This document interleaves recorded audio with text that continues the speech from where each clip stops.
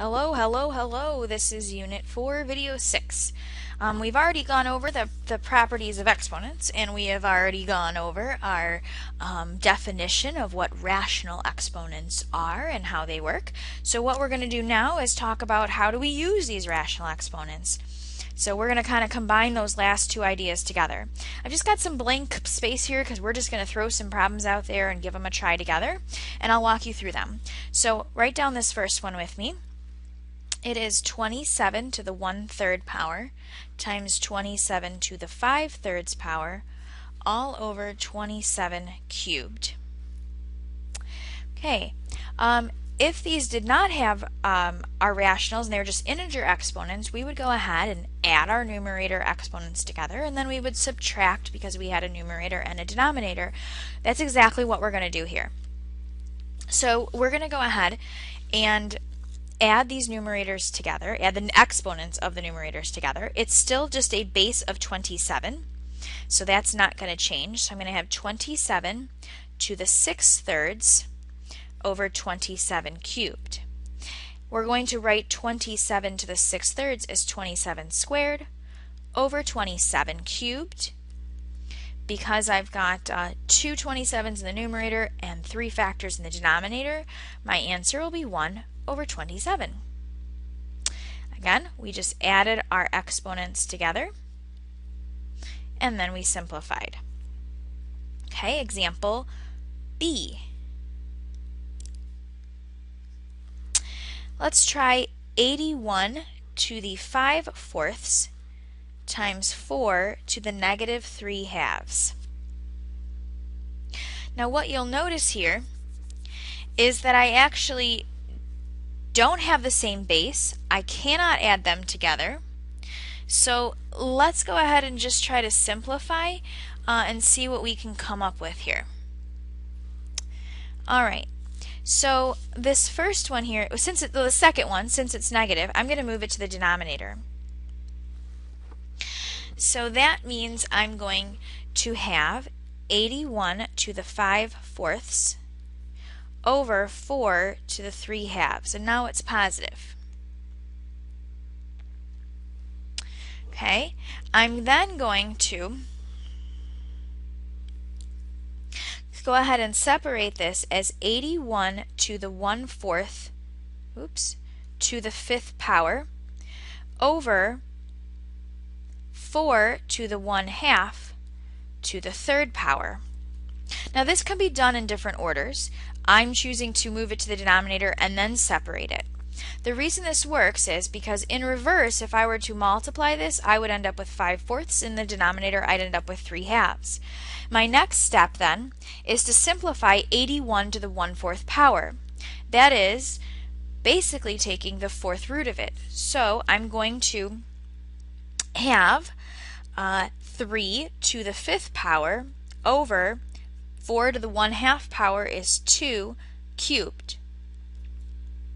This leaves me with 3 to the 5th power, and I'm going to go ahead and grab my calculator. I get 243, and 2 to the 3rd power is 8. My answer, 243 over 8. Recapping that one, I'm going to put my the part with the negative exponent in the denominator, making it positive. I've separated this out so that it is a fraction times a whole number. I've applied that fractional exponent, and I've gotten just a 3 to the 5th power. And then I have here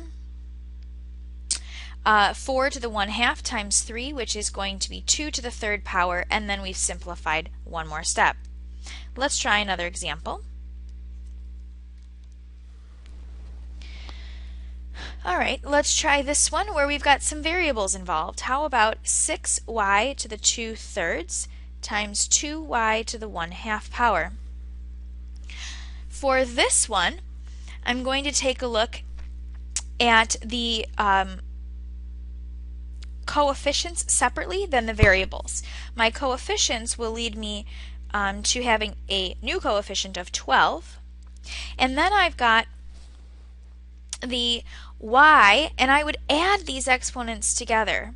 Okay, so if I'm going to add those together, like we did in example A, except in example A, they had a common denominator. So now I have 2/3 plus 1/2, where I'm going to have to find a common denominator.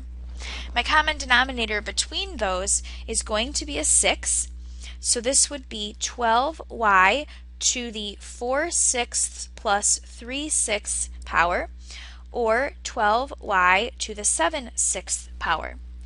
Since I could separate this and make it 1/6 times 7, but since it's a variable and I don't have a quantity to substitute in there, it's not necessary, and we can go ahead and leave it just like that. Alright, we're going to try one more here. And this one will be m to the 2/3 power times m to the 7/3 power plus 2m to the 1/3 power. Because I have addition within the parentheses, I cannot add them together. I cannot combine them in any way because my exponents are different. If they were both to the exact same exponent, we could combine like terms. So rather than that, I'm going to actually have to apply the distribution property. So I'm going to multiply, oh bad color, I'm going to multiply this m to the 2/3 power onto the others, which means I will have m to the 7/3 plus 2/3 plus 2m to the 1/3 plus 2/3.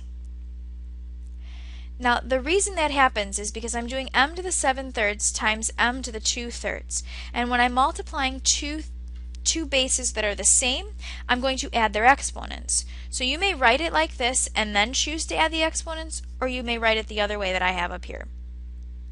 Oops, times m to the 2/3 power. So this is two ways to write exactly the same thing.